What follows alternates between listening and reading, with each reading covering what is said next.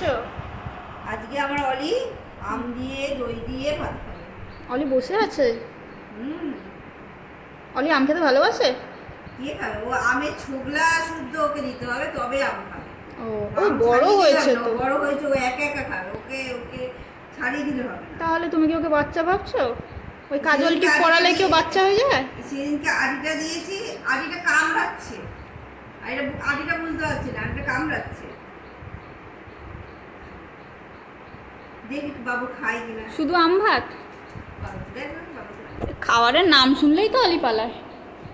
ওটা তো ওইদিকে মুখ দেয় না। ওটা আছে না, খোসা আছে। দেখো লাল লাল হলুদ হলুদ হয়ে গেছে আজকে। দই দিয়ে আমি দিয়ে ভাত খাবো। এই আমটা আমার পছন্দের আম। পেটটা ঠান্ডা ঠান্ডা করবে। কি করবে? পেট ঠান্ডা করবে। দই আম ভাত। দেখ দেখ ওরা দেখ দেখ দেখ দেখ। এ হচ্ছে এমন একটা মেয়ে ঘরে খাবে না, ওকে বাইরেই খেতে দিতে হবে, নাহলে ও খাবেই না।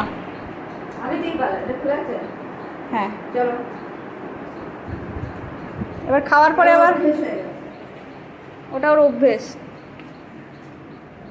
এবারে শুরু হলো গঁ গঁ আওয়াজ। খাও চলো। সোজা সোজা অলি দই আর আম ভাত খাচ্ছে।